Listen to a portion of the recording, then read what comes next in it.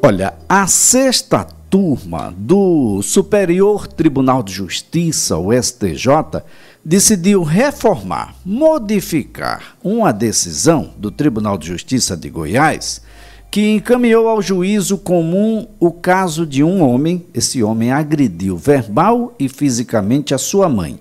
Ela tinha 71 anos e a decisão reconheceu a competência da vara especializada em violência doméstica para julgar o caso com base na Lei Maria da Penha, ao concluir ser presumida a vulnerabilidade da mulher idosa que é vítima da agressão. Vamos tentar compreender, né, porque o STJ entende que a Lei da Maria da Penha vale sim para casos de agressão de filho contra a mãe idosa e afasta, né, aquela ideia que teve lá o Tribunal de Justiça goiano. Bom, quem está na linha e passa a conversar conosco é o advogado criminalista, Dr. Ronald Pinheiro. Dr. Ronald, um bom dia e muito obrigado por participar do programa. Bom dia, meu amigo Elias. Bom dia a todos os ouvintes da Rádio CBN. Para mim é motivo de muita felicidade e honra estar compartilhando contigo e com seus ouvintes tema de extrema relevância e no mês da mulher. Então, conte comigo para que a gente possa dirimir as dúvidas no tocante a esse tema. Bem, doutor Ronald, o que dizer sobre a Lei Maria da Penha? O que de fato vem a ser a Lei Maria da Penha? O que é que ela propõe para conter e, em determinado momento, punir os casos de agressão contra a mulher?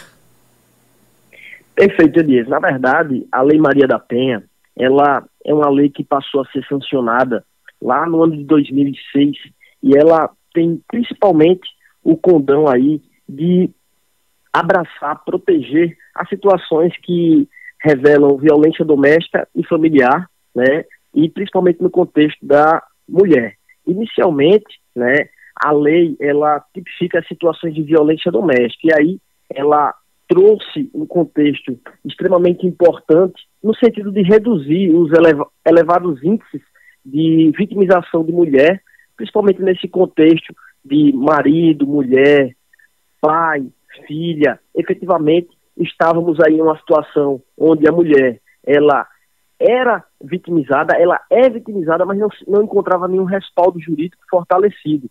A gente tem aí um caso que deu nome efetivamente a essa lei, que é o caso da Maria da Penha, que efetivamente, após sofrer inúmeras situações de violência doméstica, inclusive tentativas de homicídio, foi então que o Estado brasileiro ele foi condenado internacionalmente a criar essa lei, e essa lei verdadeiramente tem seguido, tem surgido como um acalanto para as mulheres, principalmente porque nós temos uma cultura onde, infelizmente, as mulheres elas se sentem, às vezes, temerosas em procurar a justiça, procurar a delegacia de polícia, para justamente buscar os seus direitos e se proteger frente a essas situações que muito envolve não só a violência física, né, Elias, mas também a violência psicológica, a violência patrimonial, a violência social. Então, a Lei Maria da Penha, ela traz justamente esse condão de proteger e abraçar situações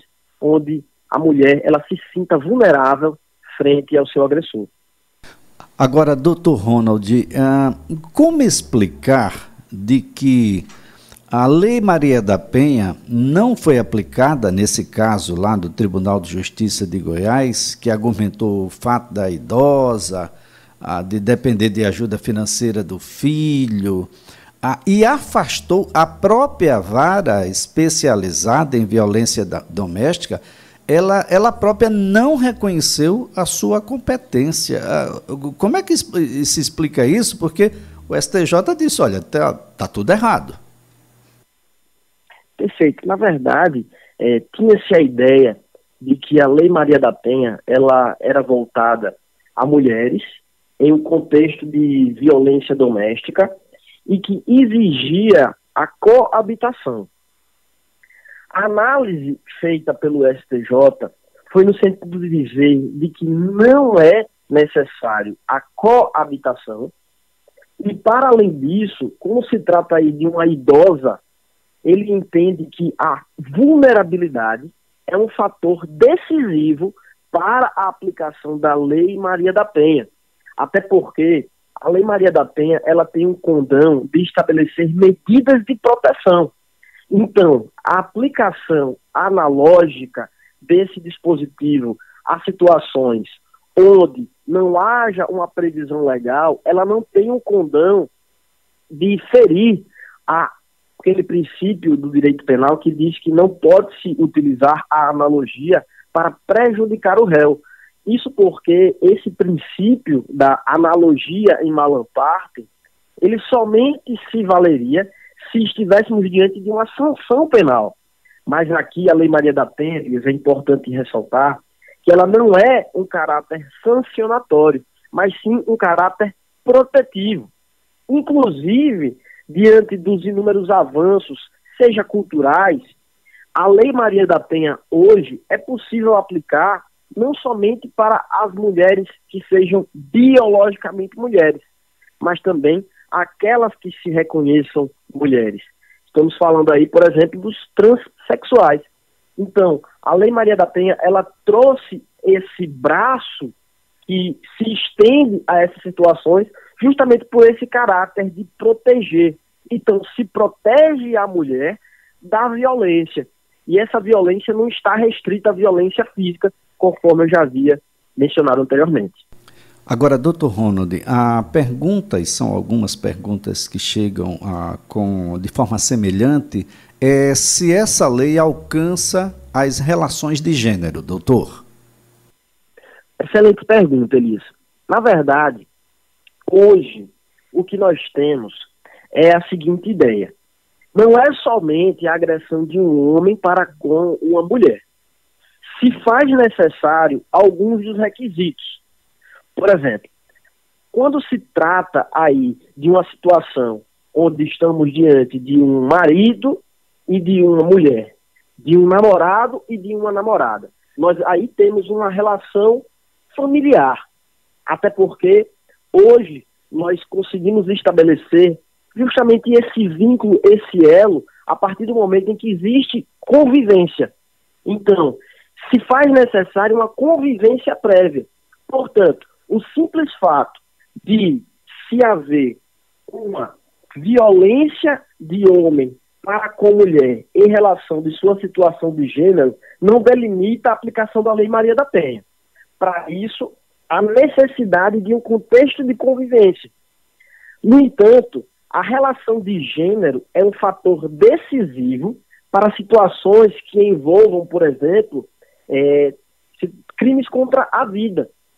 Se o homem, ele resolve tirar a vida de uma mulher pelo seu contexto de gênero, aí nós estaríamos diante do chamado feminicídio. Para a Lei Maria da Penha, 2 requisitos são imprescindíveis, quais sejam violência em um contexto doméstico e convivência. E o STJ, através da súmula 600, afastou a necessidade da coabitação. Por isso é que um namorado, ele pode sim se enquadrar na Lei Maria da Penha, em que pese não haja coabitação, existe a convivência. Bem, doutor Ronald Pinheiro, eu gostaria que o senhor pudesse, até porque nós estamos na semana dedicada aí internacionalmente à mulher, o senhor falava sobre os caráteres preventivos da lei.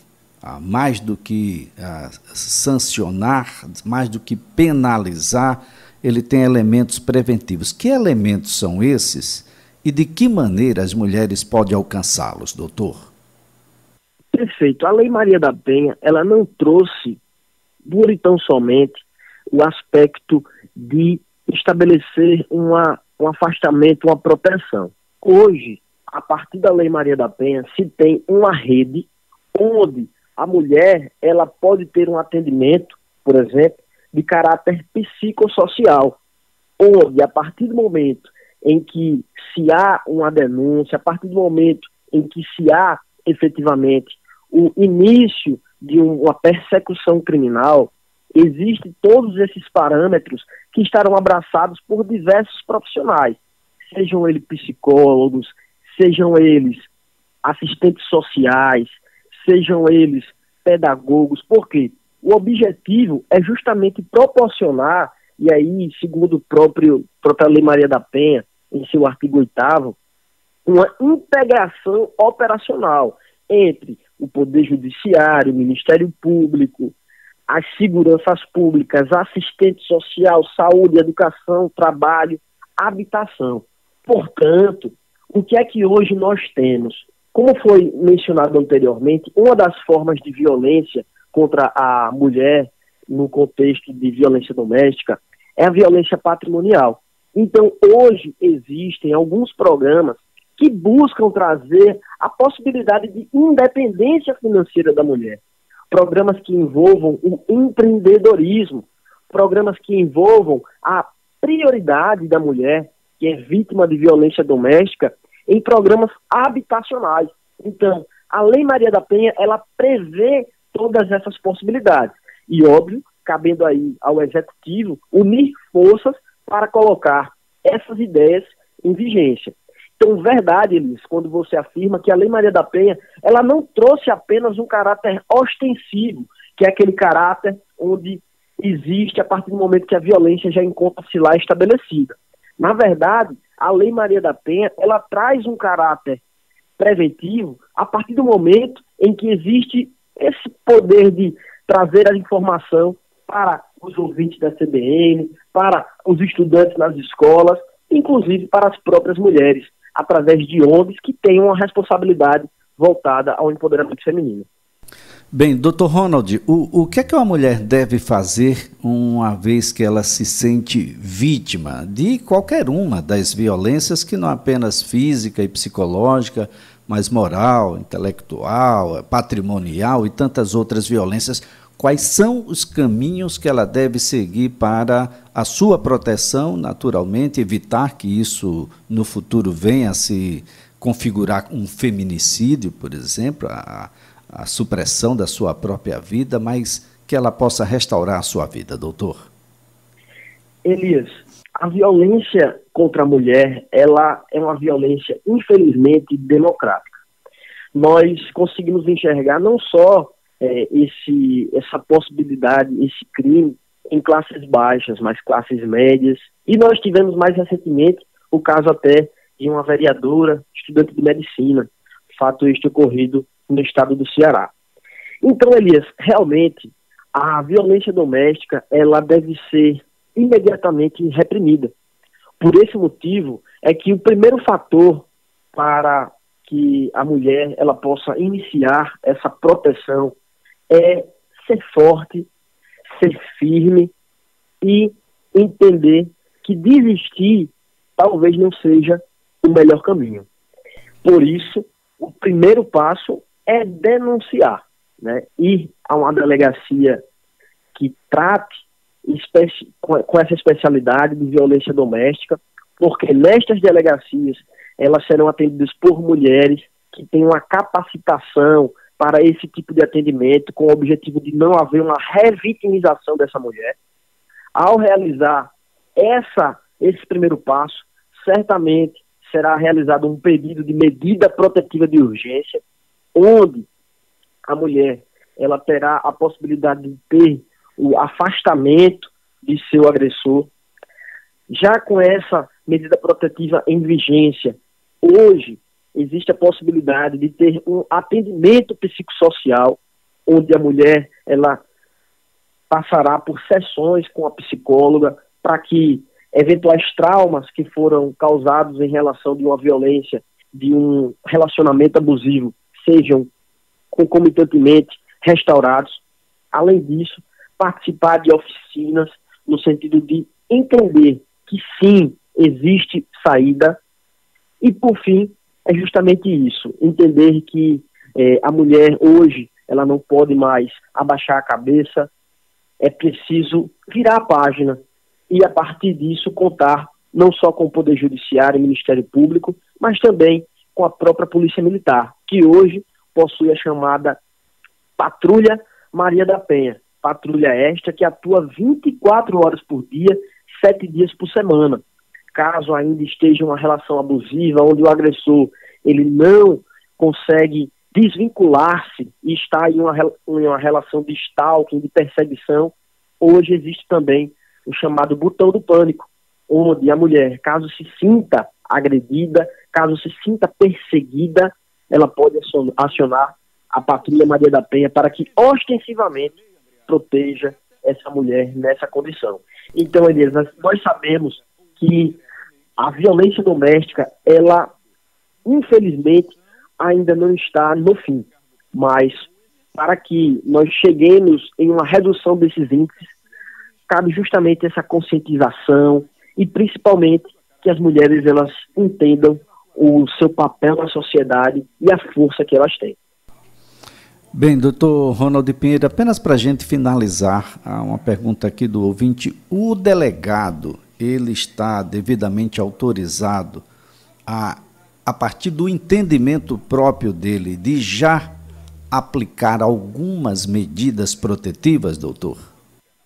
Veja só, o delegado de polícia, certo, via de regra, ele poderá imediatamente, a partir do momento que verifica uma situação de necessidade de proteção, ele pode solicitar para o judiciário e estabeleça as medidas de proteção. Em sequência, o Poder Judiciário irá apreciar esse pedido e certamente haverá o seu deferimento, havendo efetivamente um boletim de ocorrência previamente estabelecido com a oitiva prévia da vítima.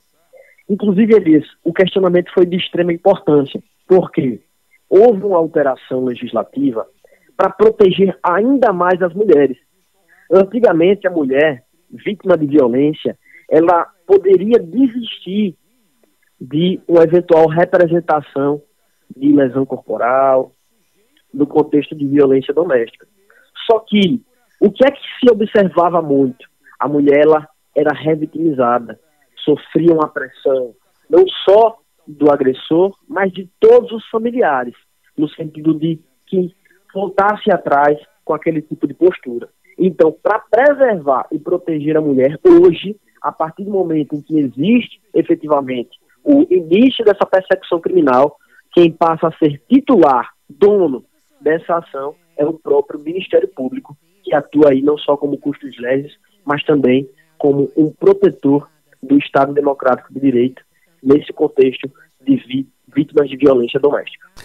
Dr. Ronald Pinheiro, muito obrigado pelas informações, a colaboração aqui prestada. Uma excelente segunda-feira, uma ótima semana para o senhor.